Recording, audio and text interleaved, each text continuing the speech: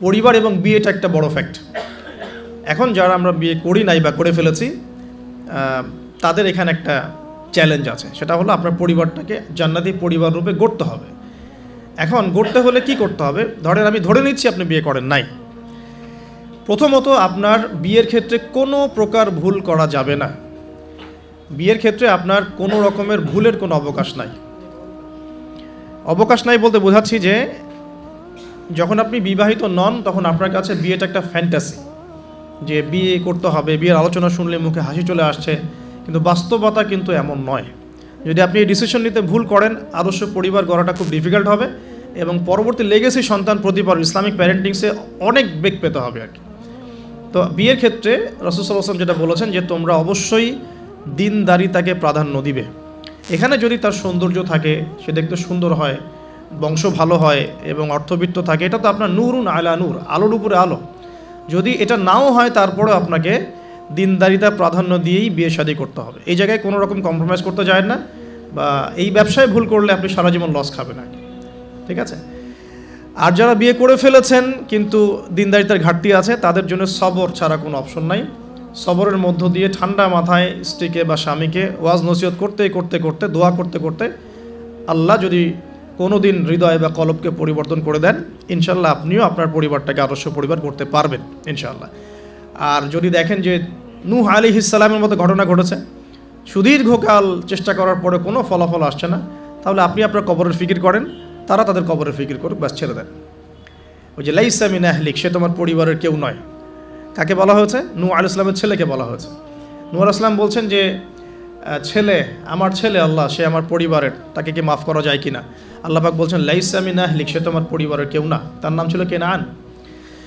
এখন ধরে নিলাম যে আপনি বিয়ে করেন নাই, তাহলে আপনার সিদ্ধান্ত হবে এখান থেকে ইসলামিক প্যারেন্টিংস করার জন্য আপনাকে দিনদারিতাকে প্রাধান্য দিয়েই স্বামী বা স্ত্রী চুজ করতে হবে। এরপর বাকিগুলো দেখবেন ইনশাআল্লাহ। আমরা দোয়া করি আল্লাহ পাক সবাইকে দিনদার স্বামী এবং স্ত্রী নসিব করুন, আমিন।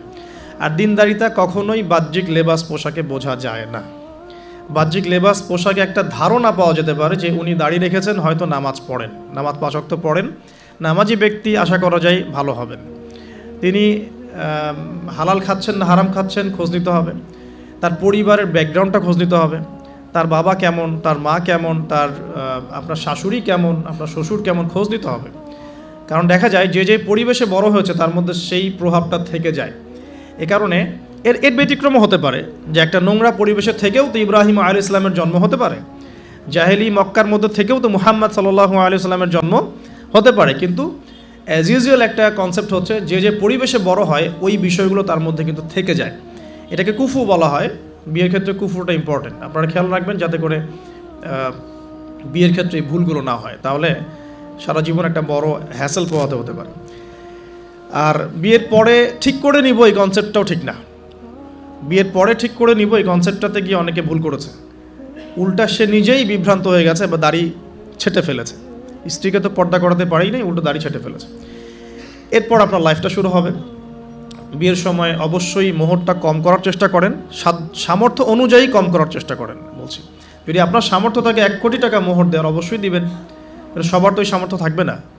তাই মোহরের যে বিজনেসটা সমাজ আমরা দেখি, অহেতুক প্রতারণা করা, 20 লাখ 30 লাখ মোহর লিখে ফেলে পরবর্তীতে না দেয়া, মাফ নিয়ে নেওয়া, এটা চিটিংস, প্রতারণা মেয়েদের সাথে।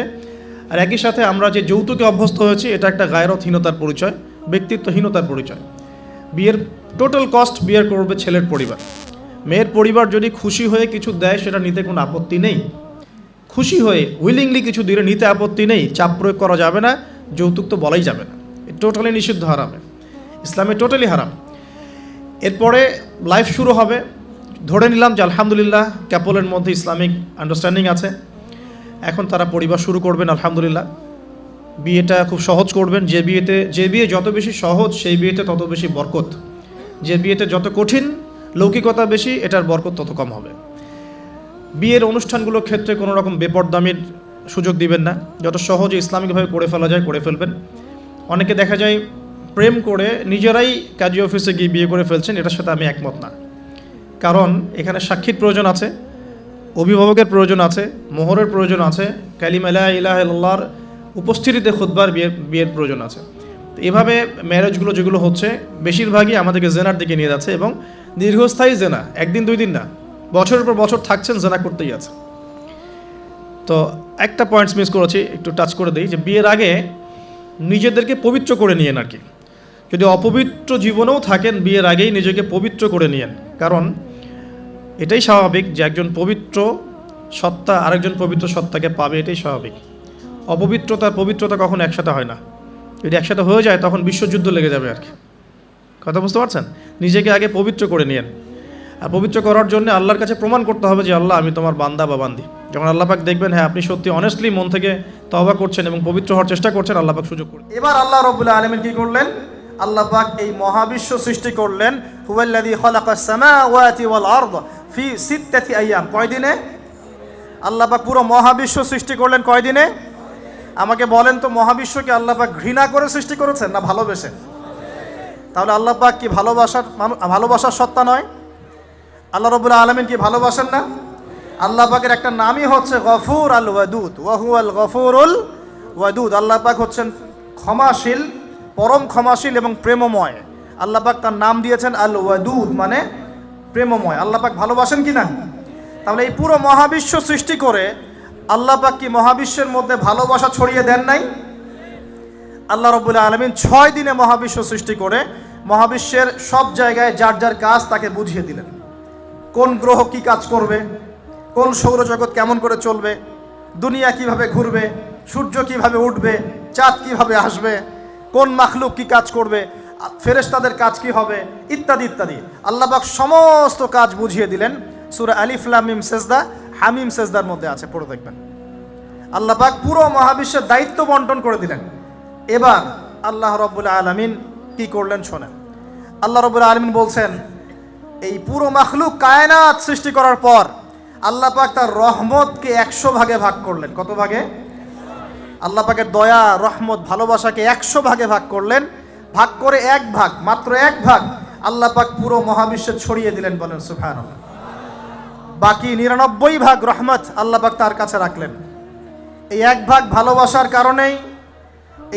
ভালোবাসার কারণেই, এই যে সন্তান কান্না করলে মায়ের বুক ফেটে যায়, সন্তান অসুস্থ হলে বাবার বুক ফেটে যায়, যেই বাবা সহজে চোখের পানি কাউকে দেখায় না, সেই বাবা জায়নামাজে দাঁড়িয়ে চোখের পানি ছাড়তে থাকে। এই এক ভাগ রহমতের কারণে আমরা দেখি যে রাস্তার কুকুর পর্যন্ত তার বাচ্চাকে চাটে, আদর করে, মহব্বত করে। এই এক ভাগ রহমতের কারণে আমরা আমাদের স্ত্রীদেরকে মহব্বত করি, স্ত্রীকে সুখে রাখার জন্য জীবনটা পর্যন্ত বিলিয়ে দেয়। সকাল থেকে রাত পর্যন্ত কোনো ক্ষেত্রে হারাম পথে যেতেও দ্বিধা করি না, স্ত্রী সন্তান সুখে থাক এই আশায়, তাই না ভাই? এই এক ভাগ রহমতের কারণে গাভী দেখবেন, গাভী তার বাচ্চাকে প্রসবের পর চাটে, গাটা চেটে পরিষ্কার করে দেয়। এই এক ভাগ রহমতে পুরো কায়নাত টিকে আছে। আর নবী সাল্লাল্লাহু আলাইহি ওয়াসাল্লাম বলছেন, বাকি 99% রহমত আল্লাহ পাক তার কাছে রেখেছেন। এই রহমত এবং ভালোবাসা দিয়ে আল্লাহ পাক কিয়ামতের মাঠে মানুষকে মাফ করবে ইনশাআল্লাহ। তার মানে বলেন আল্লাহু আকবার। তার মানে আমরা আশা করতে পারি ইনশাআল্লাহ তাআলা আমরা আল্লাহর জান্নাত পাবো ইনশাআল্লাহ। পাবো কি না? শুধু একটা কাজ যদি উম্মত করতে পারে জান্নাত পাবে। বলে দিব কোনটা? অনেক কাজই আছে, কিন্তু স্পেশাল একটা কাজ, একটা। আল্লাহ রাব্বুল আলামিন মেরাজের রাতে তার নবীকে উঠিয়ে নিয়েছিলেন, উঠিয়ে নিয়ে কাছে নিয়ে আসছেন, একদম কাছে, আর যে আরশের কাছাকাছি। নবী সাল্লাল্লাহু আলাইহি ওয়াসাল্লাম বলছেন, ওই সময় তার উপর 3টা স্পেশাল ওহী করা হয়েছে। কয়টা? 3টা। একটা হচ্ছে 50 ওয়াক্ত নামাজ। কত ওয়াক্ত? এটা কমতে কমতে কমতে কত ওয়াক্ত হয়েছে? 5। 5কেও কমানোর জন্য কোন নবী বলছিলেন? মুসা আলাইহিস সালাম বলছেন 5ও পারবে না, কমাই নিয়ে আসেন। 5ও যে পারবে না, মুসা আলাইহিস সালাম কেমন করে জানলেন? তার উম্মত 2 ওয়াক্ত নামাজ ফরজ। কয় ওয়াক্ত নামাজ ফরজ ছিল? ওই 2 ওয়াক্ত তার আদায় করতে পারে নাই। এই অভিজ্ঞতা থেকে তিনি বলেছেন যে আপনার উম্মত 5 ওয়াক্ত পারবে না। সত্যি না মিথ্যা কথাটা? আসলেই কি উম্মত 5 ওয়াক্ত নামাজ পড়তে পারছে? আচ্ছা, যাই হোক, আল্লাহ পাক আমাদেরকে পড়ার তৌফিক দান করুন। দ্বিতীয় ওহী হচ্ছে সূরা বাকারার শেষের 3টা আয়াত। কয় আয়াত? সূরা বাকারার শেষের 3 আয়াত ওহী করেছেন কে? আল্লাহ রাব্বুল আলামিন। কোন ব্যক্তি যদি রাতের বেলা সূরা বাকারার শেষের 3টা আয়াত পড়ে সারা রাত ইবাদত করার নেকি পাবে ইনশাআল্লাহ। আর 3 নাম্বারটা হচ্ছে স্পেশাল, সেটা হচ্ছে আল্লাহ পাক বলেছেন, হে মুহাম্মদ সাল্লাল্লাহু আলাইহি ওয়াসাল্লাম, বলেন সাল্লাল্লাহু আলাইহি ওয়াসাল্লাম, তোমার উম্মতের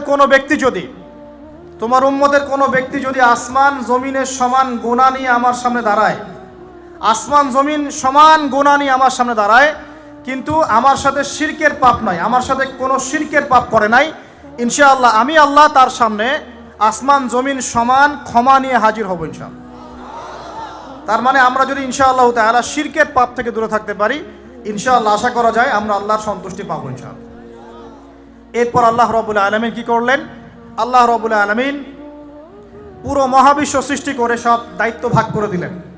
ভাগ করে দেওয়ার পরে আল্লাহ পাক জান্নাত জাহান্নাম সৃষ্টি করেছেন কিনা? আচ্ছা, জান্নাত এবং জাহান্নাম কার কার জন্য সৃষ্টি করেছেন বলেন? জিন আর মানুষ। আচ্ছা, এখন জান্নাতের চেয়ে কি শান্তির কোনো জায়গা আছে? আচ্ছা, এই জান্নাত কার জন্য সৃষ্টি করেছেন? জিন আর মানুষ। আচ্ছা, তাহলে আল্লাহ পাক মানব জাতিকে ভালোবাসেন কিনা? ভালোবাসেন কিনা? আপনি যখন কাউকে ভালোবাসবেন তাকে সবচেয়ে সুন্দর গিফট দিতে চাইবেন কিনা? তার জন্য সবচেয়ে ভালোটা কিনতে চাইবেন কিনা? আল্লাহ পাক জান্নাত তৈরি করেছেন কাদের জন্য? আমাদের জন্য। তার মানে আল্লাহ পাক আমাদেরকে ভালোবাসেন কিনা? অবশ্যই বাসেন। আল্লাহ রাব্বুল আলামিন জাহান্নামও তো সৃষ্টি করেছেন। এখন যদি বলি যে তাহলে আল্লাহ পাক কি আমাদেরকে ভালোবাসেন না, জাহান্নামে কিভাবে দিবেন? উত্তরটা কি হবে তাহলে? উত্তর হচ্ছে এই যে যদি আল্লাহ না করুক কোনো ব্যক্তি জাহান্নামে যায়, তাহলে বুঝতে হবে সেই ব্যক্তি জাহান্নামে যাওয়ার যোগ্য ছিল বলেই জাহান্নামে গিয়েছে। কথা কি বুঝতে পারছেন? আর যদি কোনো ব্যক্তি জান্নাতে যায়, তাহলে বুঝতে হবে সেই ব্যক্তির উপর আল্লাহ পাক দয়া করেছেন বলেই সে জান্নাতে গিয়েছে। মানুষ তার আমল দিয়ে জান্নাতে যেতে পারবে না, মানুষ তার আমল দিয়ে জান্নাতে যেতে পারবে না, আল্লাহর দয়া অনুগ্রহ দিয়ে জান্নাতে যাবে ইনশাআল্লাহ তাআলা। আল্লাহ পাক আমাদের সবাইকে সেই দয়া অর্জন করার তৌফিক দান করুন। সামনে রহমত পাওয়ার একটা সুবর্ণ সুযোগ আসছে, সেটা হলো রমজান মাস। কি মাস? রমজান মাস। আমরা দোয়া করি আল্লাহ পাক আমাদের সবাইকে সুস্থতার সাথে রমজানের সবগুলো রোজা রাখার তৌফিক দান করুন। নবীজি বলেছেন, এই মাসে যে ইবাদত করে তার গুনাহ মাফ করাতে পারলো না, তার জন্য ধ্বংস। বলে নাউজুবিল্লাহ। আমরা তো রমজান আসার আগে দুনিয়াবি প্ল্যান করছি, রমজানে কিভাবে ব্যবসায় উন্নতি করব, রমজানে কিভাবে বেশি লাভ করব। হ্যাঁ, তো রমজান মাস হচ্ছে ইবাদতের মৌসুম। আল্লাহ পাক আমাদের সবাইকে রমজান মাসে 5 ওয়াক্ত নামাজ পড়ার তৌফিক দান করুন, কোরআন তেলাওয়াত করার তৌফিক দান করুন, কোরআন বুঝে পড়ার তৌফিক দান করুন, তারাবির নামাজ জামাতে পড়ার তৌফিক দান করুন, এবং বেশি বেশি মানুষকে ইফতার করানোর তৌফিক দান করুন। যাদের যাকাত ফরজ হয়েছে, যাকাত দিচ্ছেন না, আল্লাহর ওয়াস্তে রমজান মাসে যাকাত দিয়ে দিবেন ইনশাআল্লাহ। আর আমি কিন্তু আগেই বলেছি, রমজান মাসে ভাই দ্রব্যমূল্যের দাম কিন্তু খুব চড়া ওঠানামা করবে। অতএব যাদের সামর্থ্য কম তাদের ঘরে ইফতার পৌঁছে দেওয়ার দায়িত্ব কার? যা আমাদের। যাদের সামর্থ্য আছে তারা, যারা সামর্থ্যবান নয় তাদের ঘরে ঘরে মাসের বাজার পৌঁছে দেবেন ইনশাআল্লাহ তাআলা। আল্লাহ পাক তৌফিক এনায়েত করুন বলি আমি। এবার দেখেন, আল্লাহ পাক সৃষ্টি করলেন আদম আলাইহিস সালামকে। কাকে? এর আগে আল্লাহ পাক জিন জাতি সৃষ্টি করেছেন, আমি ওইদিকে যাচ্ছি না, আমি মানুষের কথা বলছি। আদম আলাইহিস সালামকে আল্লাহ পাক কেমন করে সৃষ্টি করেছেন? আল্লাহ পাক সূরা সাদের মধ্যে বলেছেন যে খলাকতু বিয়াদাই, খলাকতু বিয়াদাই, আমি আদমকে আমার হাত দিয়ে সৃষ্টি করেছি। কি দিয়ে? হাত দিয়ে। এটা কি ভালোবাসার বহিঃপ্রকাশ নয়? আল্লাহ পাক কি আমাদেরকে ভালোবাসেন না? ভালোবাসেন। আচ্ছা, এই দুনিয়াতে যত কিছু আছে, এই দুনিয়ার আকাশ বাতাস নদী নালা পানি অক্সিজেন সবকিছু কার জন্য সৃষ্টি করা হয়েছে?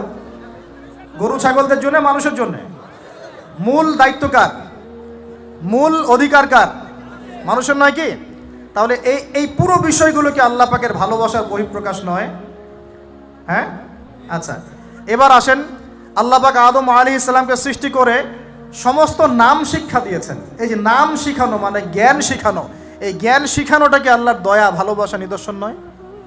একটু ধরায় দিচ্ছি আপনাদেরকে। এবার সামনে আসেন, আল্লাহ পাক ফেরেশতাদের সামনে তাকে উপস্থাপন করলেন, করে বললেন সব ফেরেশতা তোমরা যারা আছো সেজদা করো আদমকে। এই যে আমাদের পিতাকে সম্মানিত করা হচ্ছে, এটা কি ভালোবাসার বহিঃপ্রকাশ নয়? এবার আমাদের পিতাকে সম্মানিত করা হলো, ইবলিস সেজদা করলো না, সে কিয়াস করলো, বাতিল কিয়াস যুক্তি দিল আমি তার চেয়ে শ্রেষ্ঠ ইত্যাদি। আল্লাহ পাক ইবলিসকে অভিশপ্ত করলেন, আমাদের পিতা তাকে জান্নাতে রাখলেন। এই যে জান্নাতে রাখলেন, এটা কি আল্লাহ পাকের ভালোবাসা নয়? এবার আল্লাহ পাক আদম আলাইহিস সালামের পাঁজর থেকে সৃষ্টি করলেন তার স্ত্রী হাওয়া আলাইহিস সালামকে। ওই যে শুরুতে বলেছি স্রষ্টা একা থাকতে পারলেও সৃষ্টি কি পারবে? এই জন্য আদম আলাইহিস সালামের পাঁজর থেকে তার স্ত্রীকে সৃষ্টি করা হয়েছে, উভয়ের মাঝখানে ভালোবাসা দিয়ে দেওয়া হয়েছে। বলেন সুবহানাল্লাহ। এই জেনা ভালোবাসা নিদর্শন নয়, বিয়ে শাদী হচ্ছে ভালোবাসার নিদর্শন। আল্লাহ পাক বলেছেন সূরা রুমের মধ্যে, ওয়াজআলা বাইনাহুমা মাওয়াজ্জাতা ওয়া রাহমা, আমি আল্লাহ স্বামী স্ত্রীর মধ্যে ভালোবাসা এবং হৃদ্যতা সৃষ্টি করে দিয়েছি। বলেন সুবহানাল্লাহ। তার মানে এই হারাম সম্পর্ক যেটা দেখছেন এটা হলো একটা জেনার পথ। আর যখন আমরা হালালভাবে বিয়ে শাদী করবেন, আপনারা করবেন, তখন দেখবেন আল্লাহ পাকের পক্ষ থেকে ভালোবাসা সৃষ্টি